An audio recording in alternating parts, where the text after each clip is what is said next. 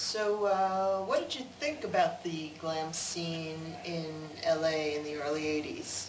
I'd said a long time ago, glam stood for gay LA metal. And, you know, I mean, if you have to dress up like a chick on stage to get people to come and check you out, you gotta ask yourself, first off, you got unresolved issues. And second off, is your music even really that good?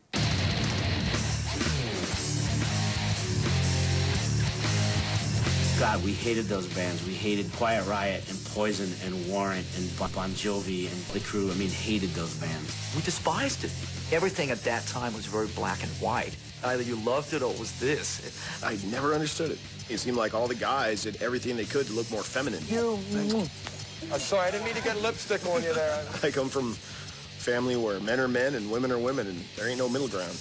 What was going on was a new generation of kids coming through who wanted serious, straightforward, undiluted metal.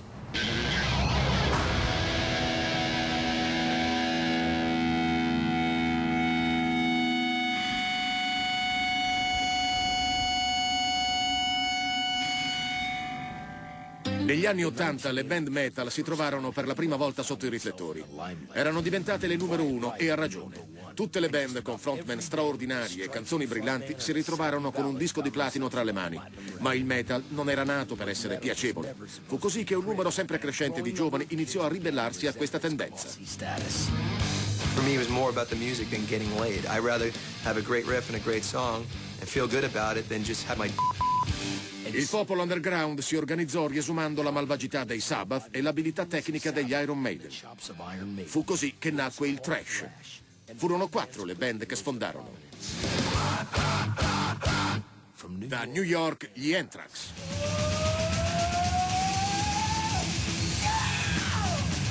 We enjoyed playing fast. We wanted to go faster. That simple. Let's go. What can we do?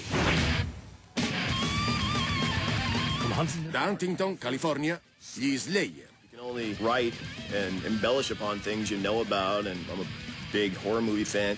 Boing, you know, and I gotta kill people. Da Los Angeles, i Megadeth. Just actually getting it on your guitar. Like it or not, we exposed the United States and the rest of the world, for that matter, to this type of music. There's only one thrash band around that I know of, and that's Metallica, which they're playing tonight at 7:30, and I suggest that everybody gets down here right now to see the best thrash in the United States of America! E i leader della rivoluzione, i Metallica. With the exception of 3 godfathers of metal, Sabbath, Priest, Maiden, possibly the next most important band in the last 20 years, as far as metal is concerned, is definitely Metallica.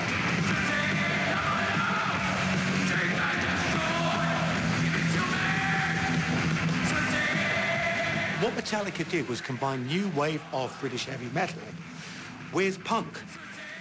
You ended up with an American Motorhead to some extent, and the kids were relating to them because they were different.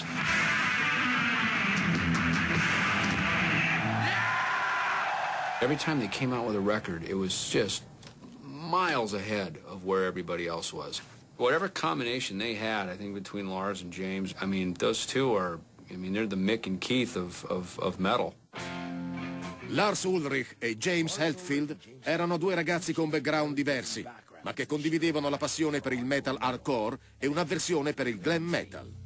Insieme progettarono una rivoluzione alle spalle dello schieramento nemico, quello di Los Angeles. It was 1982 and Motley Crue had just put out Too Fast for Love. I remember one night out in front of the Troubadour, we're standing there in our Iron Maiden t-shirts, and it was like, after a couple of, you know, Colts or Schlitz malt liquors, or it was like, you saw like Nicky and Tom, it was like, Motley Crue. I remember like Nikki Sixx started chasing after me, and the one thing I could do, because, you know, 5'6" of me, I could like run faster than he could in his 16-inch platform boots, so it wasn't a contest there.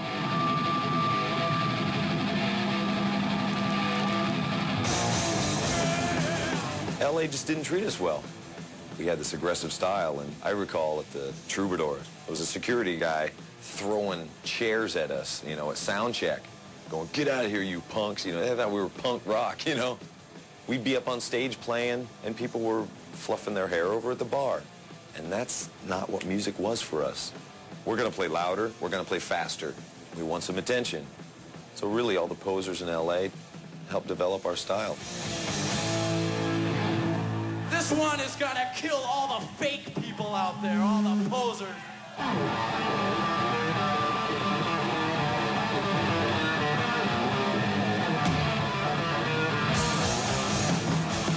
Let me tell you, we go way back with Metallica, Rat. Because at the time, our drummer was rehearsing with Lars. Those guys hated what was happening.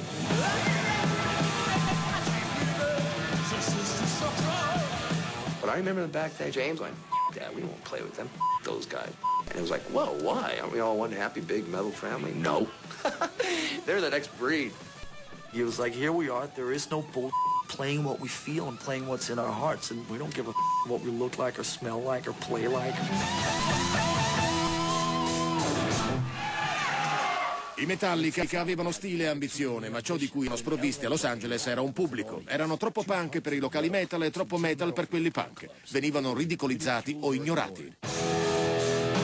Nel 1983, proprio mentre l'air metal furoreggiava nelle classifiche pop, la band si trasferì a San Francisco. A fine anno i Metallica lanciarono il loro primo album come atto di sfida a tutte le air band. Il titolo era Kill 'Em All. We were gonna call the album Metal Up Your Ass, but the damn record companies would not take it. So I want you all to repeat after me. Metal Up Your Ass! Their first record was as metal as you can get and with more attitude and this and that, and everybody's been influenced by it. I bought Kill 'Em All by Metallica going through the import section in my vinyl record store, and I picked it up and I turned around, I go, these are the ugliest humans I've ever seen in my life. I have to buy this. I think like James had like a wart on his cheek and Lars, and I go, man, this is definitely not a glam metal band.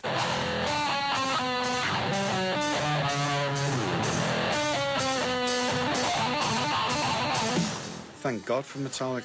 They were the best thing of the 80s, I thought. Brought it back to the spirit of Sabbath, you know what I mean? It's like if we started it, then they reinvented it. Le cose cambiarono e nel corso degli anni '80 i Metallica pubblicarono una serie di album ormai leggendari. Anche se in quel periodo non riuscirono a battere i Motley Crue e i Poison, le vendite iniziarono a guadagnare credibilità.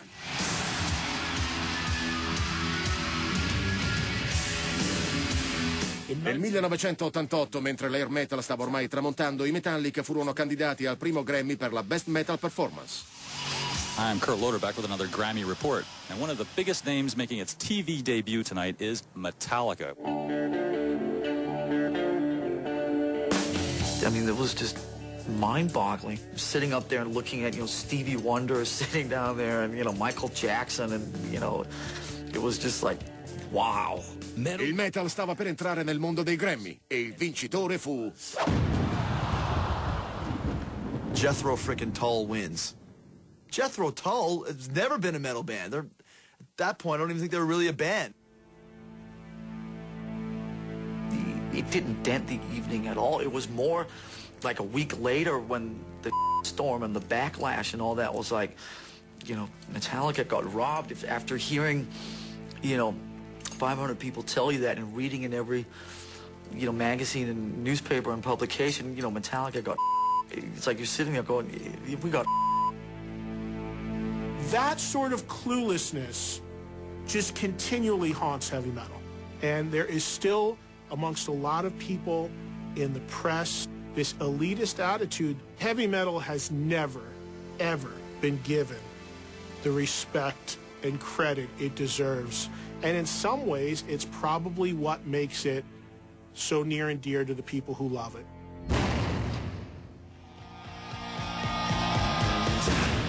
You knew you were going to get a show that was very unpredictable. And if there was something that got under the craw of Axl, he would tell it. We never know how we're going to end the show. If we're going to do an encore or if I'm going to get pissed off and leave. Because something always happens at the end of a show.